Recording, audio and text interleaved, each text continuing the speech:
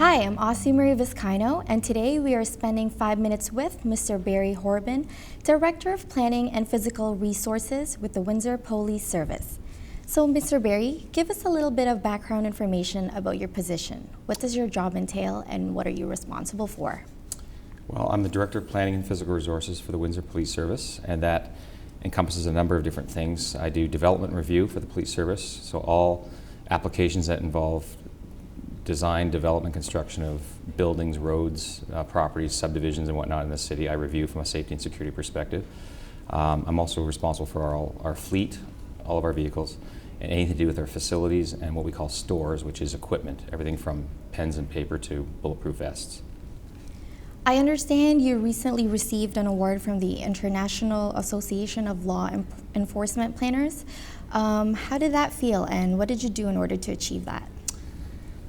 Well, I was very surprised and very humbled. It's a long-standing service to the profession award, so I wasn't expecting that. Nobody really expects that. You don't sort of sign up for the profession to get these kinds of awards. It was something that my peers nominated me for, so I was very humbled by that. It's just a recognition of different things I've contributed to our profession over a period of 20 plus years. What are the major accomplishments that you have achieved over the years throughout your line of duty?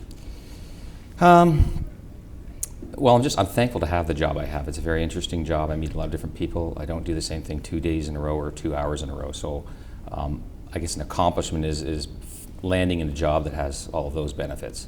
I feel like I've been able to have an impact on our community through some of the work I've done, some of the decisions I've had to defend in front of tribunals, city council, things like that, to try and make our community better. So that's my greatest accomplishment, is a sense of worth to what I'm doing and bringing to the community.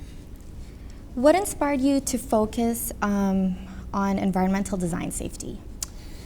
Well, I'm a professional planner by trade with a bit of a civil engineering background as well. I used to work for an engineering firm prior to coming to the police service. So I have a natural interest in that field, and it just was a natural fit to apply those principles to the safety aspects of our built environment. What do you see as the biggest threat when it comes to safety and security? No question, the biggest threat to safety and security is inaction. So when we leave things up to everybody else to do, and therefore nobody does anything, that's the greatest threat. Involvement, engagement by those who live and work in the communities that we are in is the key ingredient. So we can have all kinds of different design ideas, we can have all kinds of different enforcement strategies from the policing end of it, but if we don't have the engagement and the involvement and people willing to step up and participate, that's the biggest challenge and biggest detriment to having a safer community. You've traveled a lot of cities in the past. Why would you consider Windsor as one of the safer ones? I have traveled to a number of different cities. I'm always proud to say I'm from Windsor, Ontario.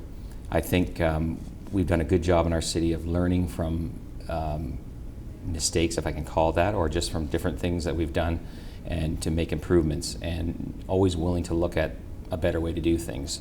I think our city is very progressive in terms of some of our guidelines in our official plan, for example, to improve safety, right down to how we enforce different laws and bylaws in our city. And that makes us unique. We're in a situation where, being on a border, we have different challenges than other Canadian communities. And so I think having to stay on the front edge of changes and whatnot is something that you have to do to survive, and I think our city's done a good job of that. What plans are there in store for the City of Windsor in order to maximize safety and security? I think our city does a very good job of proactively getting involved, especially with large projects. A good example is the Windsor Essex Parkway project, which is arguably, but in my opinion, without question, the single largest capital project ever to face our community. And a big part of that is, when it's done and built and finished and fully operational, you want that to be safe. From our perspective, our goal is to make sure that that parkway is as safe as possible. A unique aspect of that is the fact that there's a lot of parkland integrated within the road network, crossing tunnels and pathways and bridges and things like that. So we're focusing a lot of our attention on making sure that what gets designed and built is as safe as possible, so that it's as functional as possible to our community. Thank you for joining us today. I'm Aussie Vizcayno, and we've just spent 5 minutes with Mr. Barry Horrobin.